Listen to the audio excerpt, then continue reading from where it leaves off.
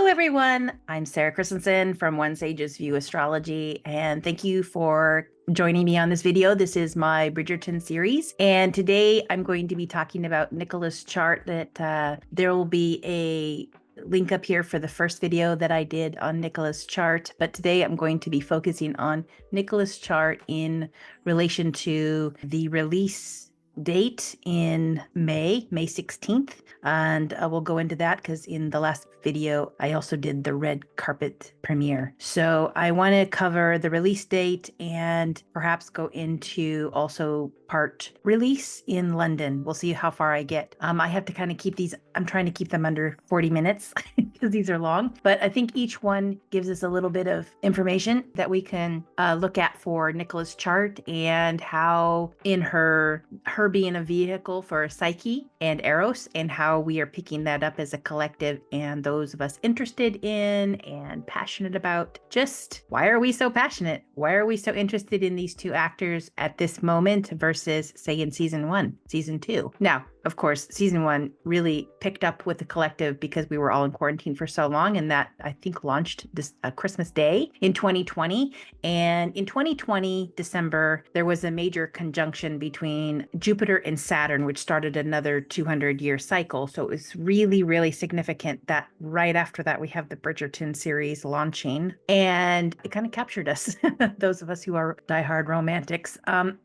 Anyway, I want to bring forward the importance of understanding beyond the actor. Like the actors bring something to us through the art and through our engagement with the storyline, but it's how they play it out. It's how it's directed and cut and all of those things. So we can get into the charts of Shonda Rhimes, for example, or Julia Quinn, who is the author of the Bridgerton series that I think she had written back in 2000, 2001, 2, and so forth. I think it's exciting to see how tightly in timing Nicola's chart and Luke's chart have kind of launched us into this enchantment with them. And so I want to cover that because I think it's really a good thing to look at the psychology of it, but also we're engaging with this actively as just this is enchanting, this is interesting, this is fun. And a lot of us need fun because of some things that are going on in our real life. And it's always fun to have imagination through film, through theater, through music, and these things that capture our hearts, right? So I want to kind of cover that. So of course, this is an opportunity to have a little bit of education on astrology. I always like to bring in that, and mostly it's for fun. I was really in the doldrums for about a month and a half, and I was brought to a video that Anna from Soul Embrace Tarot had done, and she was doing some readings, and she was just having fun, and her laughter just kind of captured me as well. So thank you, Anna. You really brought me out of that and sparked some inspiration for me. And even though I was been enjoying this on my own and kind of watching and seeing what other people were talking about it and sharing and creating, there's so much creation that's just little tidbits that people do on social media because they're having fun with it, like adults having fun. So anyway, I want to share that, and hopefully my little thing in my throat doesn't come up too much in my conversation on the video today, but hopefully it all goes smoothly. Now here is the release. This is when the masses of the collective people who are interested in watching this series, and new people came, I think, because of the press tour that was being done by Nicola and Luke, and which really captured a lot of people's attention. So this moment, we're going to be seeing a part 1, and then there'll be a part 2. And there's an interesting kind of, in the first block, there's a bit of information. And in the second, there's also, you can see the change up at what happens between the separation between the two dates. I think it's kind of interesting that in the show, Penelope's chart that they had done on Tadum was a Gemini rising, which, so when it's her season, they have 2 kind of release dates. Of course, maybe Netflix did that just because of how they might have subscribers over more than 1 month. I can understand that. I mean, that's business, but I think it's kind of interesting that it happened in season 3 and not any other season. I also think it has given us time to actually absorb, and it maybe even increase the magnetism to the season 3 to watch this show and enjoy it and actually savor it a little bit longer. So there's that. So in New York, Nicola Coughlan, I think she was wearing the white, beautiful dress and then I think Luke was wearing the red jacket and the black pants at that red carpet. So this is the release 3 days later. And this is when, I'm in the Pacific time zone, so I get it at midnight. And I think on the East Coast, they start at 3 a.m. So because they started at the same time around the world. So that is an interesting thing that Netflix does. So here we have Nicola's chart in the center, and on the outer ring, we have the date of that release and the time. So the time of that release, it puts the ascendant at 22 degrees Pisces, which next to Neptune has the effect of a massive amount of blow up potential, because that's what Neptune does. It kind of expands things, like it's almost like a flood of information, a flood of interest, a flood of imagination. Pisces is the last sign of the zodiac, but in Nicola's chart, it's in the second house. Okay. But the release itself has that on the ascendant. So that's in the first house of the release moment. It picks up. So when it does that, so when it's overlaid to Nicola's chart, it picks up, oops, there we go, back here. Okay, so it picks up her Jupiter and the Eros in her chart that are sitting at 16 and 18 Pisces. And in the transit moment, we also have Saturn. So there's kind of like the timing of something. That's Saturn is timing. And it's also within Pisces, it has an interesting kind of the shape that something takes. So I like to look at Saturn and Pisces as how the creative thing takes shape. That's one way to put it. But it's counter to the strength of Saturn bringing something concrete in and has like solid boundaries. It's more like fluid. It's like ocean that has boundaries. I mean, I don't know if you've ever seen images of two oceans coming together, like they have the different colors. And they do have that blend, but it's kind of an interesting like watercolor effect. Anyway, I think Saturn in Pisces is, the hermit that is in solitude to master something. So it has a connection to other realm. So kind of like that devoted, disciplined hermit type. And also it could be just a creative individual's mastery, right? So this is landing in Nicola's second house of money, but it's also second house is also money equals energy. So I just kind of look at it as a place where we can see her self-confidence, her value system, but it's also how, I look at the second house also as how she might have assets and properties and these kinds of things. I mean, it's just, you can take it from that very literal, how we experience living on Earth and being a human, and in the terms of how we might value something. But in evolutionary astrology, we look at it from also the self-confidence, the value of the self-worth kind of that permeates through, because the more worth you feel and can express, that's going to align with how you might be able to obtain exchange for things for what you do, right? So it's an interesting house, the second house. But with Jupiter and Eros here, and with the opposition to Psyche in her 8th house in Virgo, and we have quite the stack up of Virgo. Like the moon is in Virgo at the moment of the release, which in another perspective, I wouldn't think that it had an incredible, that would be a more challenging position for a moon in terms of how we might look at it. But because it's opposite the ascendant, but it's still like sign by sign. From a traditional astrology standpoint, it's in the 7th house. So it's not, that invisible. But I think because it was in Virgo, we're going to have, and what we have seen is some critical takes on what people might look at when they're evaluating. I know there were a lot of people sharing their frustration with it being in 2 parts because they wanted to binge the whole thing. And that binge desire was Pisces, and the critique of it was Virgo. So there's that, right? But in terms of the actor, it's put this whole in Nicola's chart. This premiere is, or excuse me, not the premiere. This is the release date of May 16th, and 16th also being a number for Psyche, of course.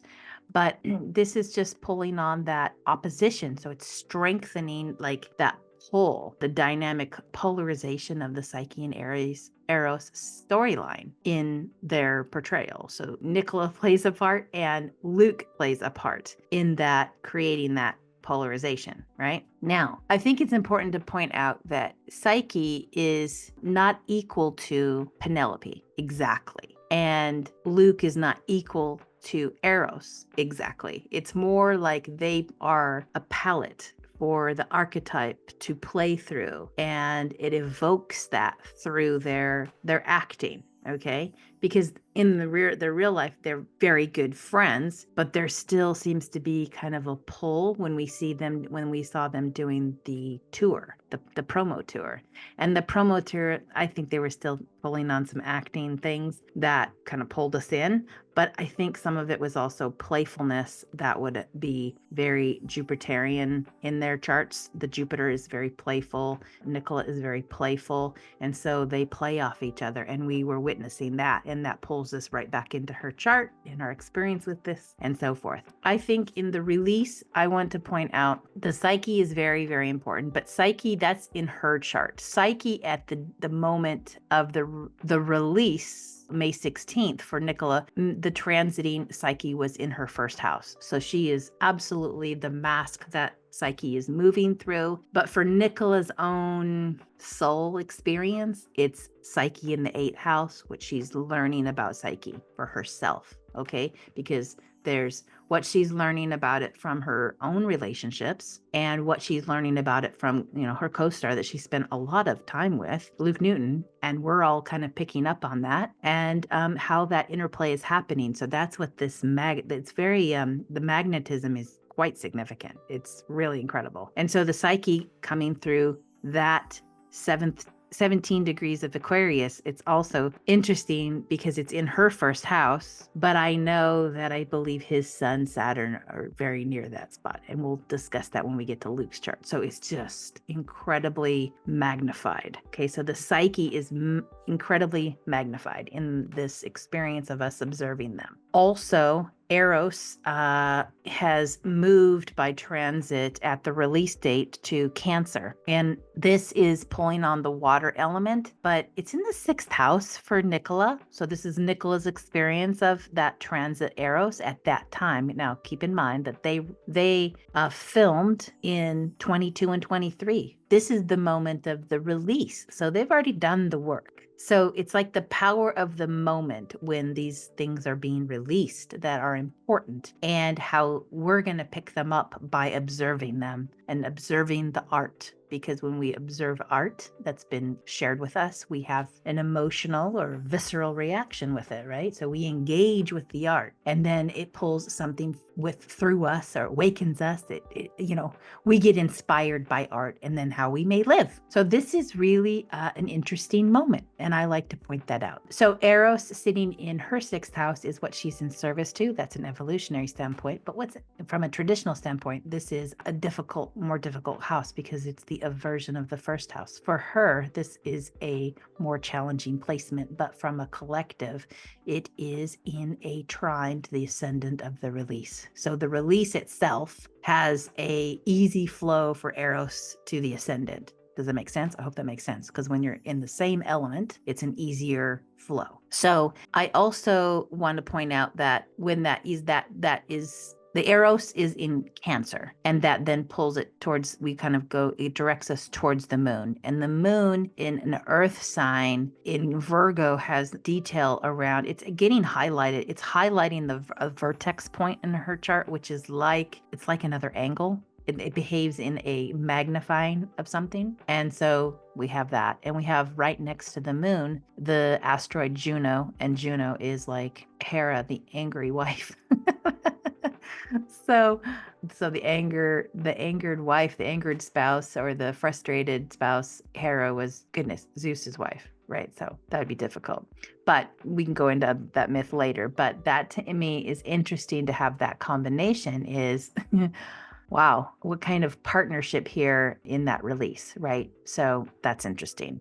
to me, when I look at the asteroids like Juno, I think of the divine feminine giving us little bits and pieces of collective archetypal experience with the divine feminine in different ways and different facets. So just from an astrology standpoint, that's what I look at there. The other thing from the release date is this massive stellium of Taurus planets in transit during that time on May 16th. And we have Mercury. Now Mercury had moved from Aries, which is fast thinking, pioneering, quick wits, to Taurus, it's more subtle, it's more determined, it's slowed down. It's more sensual. There you are, more sensual thoughts, perceptions, and things.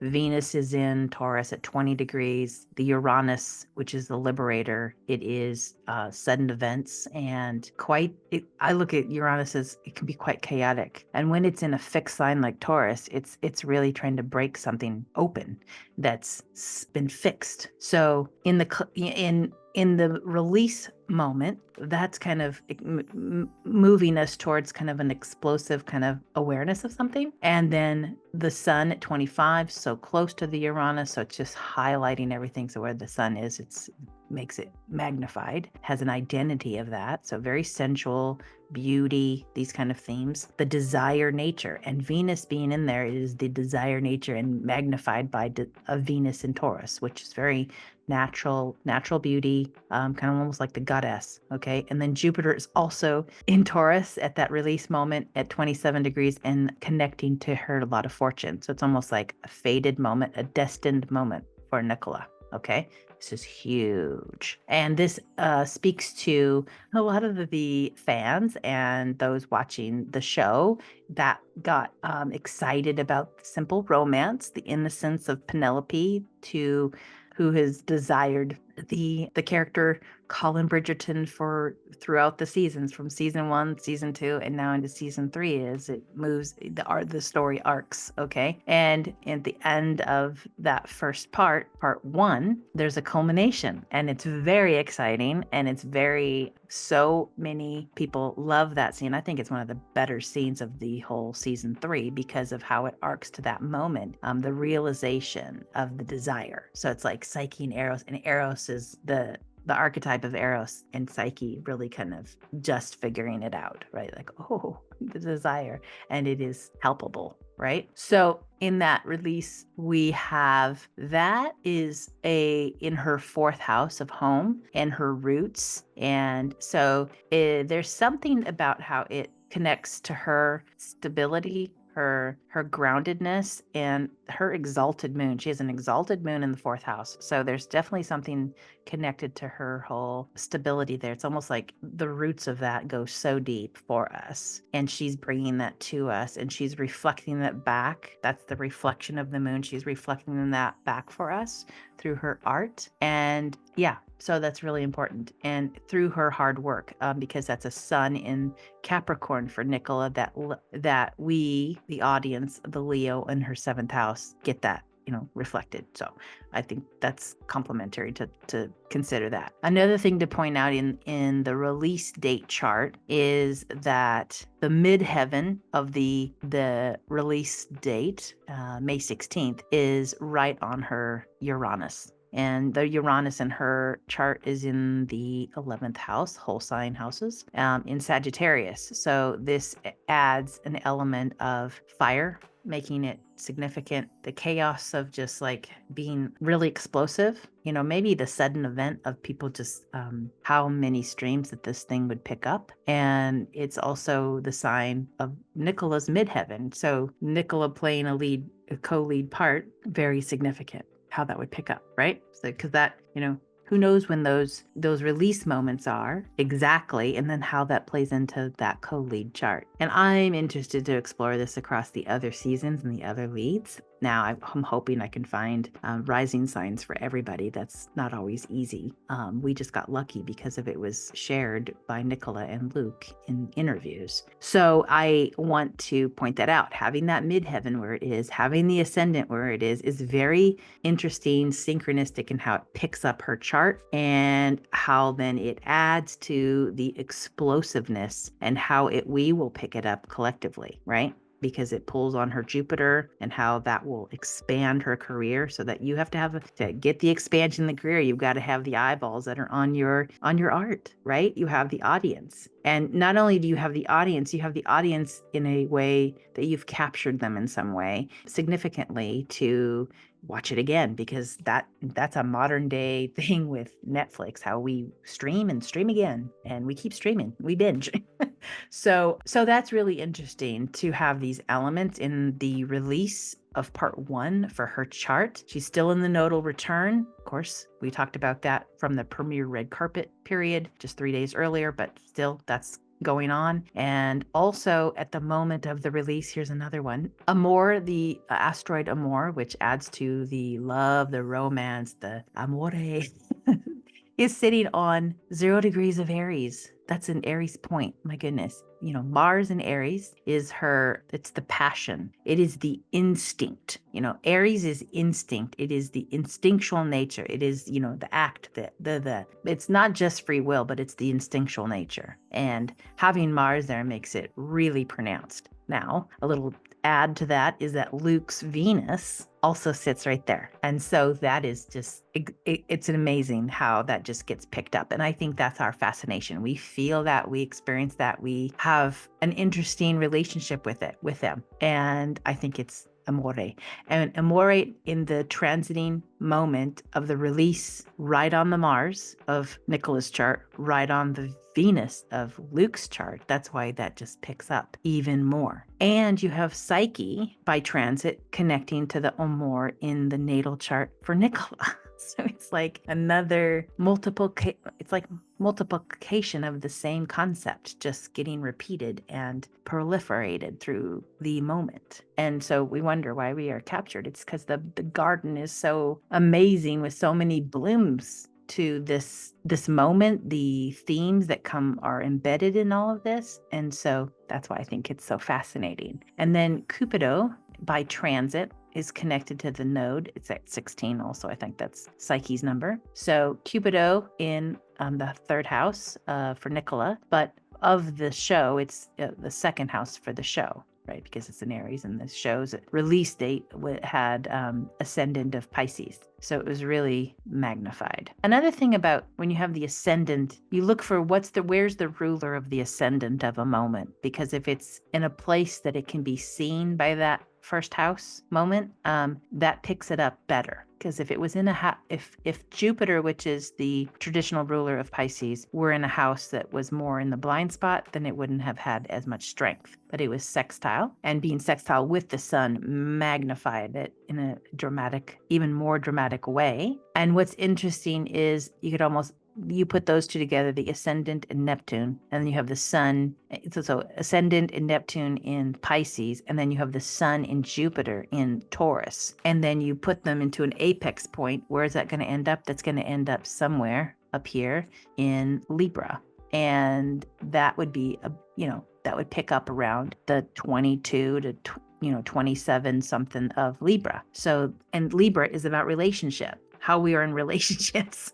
So, wow. And so when they went on the promo tour, that would pick up the 9th house for Nicola. And so then we became fascinated, incredibly so, by their own real, presentation of themselves through the promo tour. So this was Luke and Nicola, and how we were observing their interaction, even all the smallest details. Now, actors, I think now are probably going to be studying their promo tour for some time into the future because of how dynamic it was and how much it picked up. But I think it has to do with the combination of what already exists in their natal potentials of their charts. And that's why we find it so fascinating, and, projecting probably from their characters onto them as individuals. And we have to be careful with that because they're very good friends, and that should be cherished. Absolutely. If there's more there, I would think they'd want to be out of the public eye for a while because that's just so much energy. But I don't necessarily think that would be the case. If it is, fantastic, great for them. But if it's just like the dearest friendship because of this changed their lives, I think that's fantastic too. And yeah, so there's that. But I think we will always have the fascination with them, no matter now, 20 years from now, because of this combination and what it ignited in us collectively. And that is an awakening. It's undeniable. How much someone gets awakened, maybe it sends them in to be inspired to their own desires and how they might take a new action because they might have been blocked before. And to have a full life, have a full, rich life, it's important that we do engage with some of our desires and, feel fulfilled, and it's exciting. And then what we, have meaningful relationships and more meaningful experiences because we actually do feel fulfilled. I think there's something to that because all of us collectively went through a lot, and I think we all collectively have been worn out as souls. And to go through a pandemic and then to have recent events last year that transpired in more, it is troublesome for many souls that we haven't figured it out yet, how collectively we could. Why do we have to step in that direction again and again, right? Like, I think there's something to wanting something that's more rooted in beauty, rooted in harmony, rooted in peace. That's very Taurus. So I think, yes, these shows give us an escapism, but they also give us a platform to understand ourselves. So, we can judge it like harshly, but I think if you have gone through a really difficult time and you find something that inspires you, I think that's beautiful. So this is the chart for the release part 1, and I think I've covered most of the things I want to cover. I know that I covered, I think, Pluto in the conversations that I had on the sharing about Nicola's own chart from the premiere red carpet, but here it is. I just want to point it out just in case somebody comes to this video first, that Pluto is one of the biggest transformation planets. And I don't know exactly because we don't have an exact time of birth. We know that she's a rising Aquarius, but Pluto in her first house is transforming her slowly but surely over the next 20 years in ways that she probably can't even fathom. Right now, I think we're seeing the first glimmer of some things that she's going to be on the world stage for her acting, of course, for her work, but for her just her joy. She has so much joy that she shares with us. And then her beauty, how she has fun, and also the transformation of, like, she uses her platform in a wise way as a woman. She has the Capricorn Sun, Capricorn Mercury, and she brings that through. She uses her platform in a responsible way as well for what she believes in. Now, not everybody's going to believe what she believes in or cares about what she has her social activism, but I think it's important for her and for her soul. And I want to point that out because that will definitely be something that she continues to do. And so it's kind of a new definition of what someone who is very, very visible, like celebrity, movie star, whatever you want to call the fame. She uses that as a platform for other things, which I find interesting. So Pluto is definitely really changing her life. We've seen the first burst of it, but I think there's more to come. And same with Luke. My hunch is that their rising sign exact degree is probably in the first few degrees of Aquarius and Leo because of how dynamic this first burst into more visibility has taken hold. Now, Pluto in this, you can see, is retrograde right now and is moving back in through the retrograde from our visibility on Earth out through a telescope, of course, is moving back, and it's going to back up into Capricorn one more time, and that's, I think, in September, and then it'll then return to Aquarius, I think like November 19th or something, and then it will be in Aquarius for the next 20 years. So we have one more small period of time that Pluto is in Capricorn and changing something really dynamic at that moment in those months. It's finishing it off. But so we're definitely going to see a lot of transformation that happens through what Nicola will experience and the mask that she shares with the world through her life experiences. Okay. Now, also Venus, one more detail here is the ruler of her south node. Her south node is 16 degrees of Libra in the ninth house. And I think this is an important kind of at the release, people are being brought to the release maybe through that promo that she did, the worldwide tour. So there's kind of like this interplay between what we have in the release to also what her relationship is with Luke Newton showed during the promo tour. And that just kind of is reinforcing that connection of what she experienced on that world tour. And that ninth house is going from far away from home, and you're going place to place. You know, it's very much tied to foreign travel. And what's interesting in the show is that's part of the storyline as it pertains to Colin Bridgerton. So I think that's pretty funny, even though that's Nicola, but it's kind of like her experience of the relationship in the show with someone who has gone on all these travels, and she's interested in that and how they communicate and write letters. Anyway, I think that is the bulk of what I wanted to discuss about Nicola's chart as it pertains to the release on May 16th. I hope you enjoyed this part, and I will go on to the next part, and we will see you in the next video. Thank you so much. Have a great day. Bye-bye.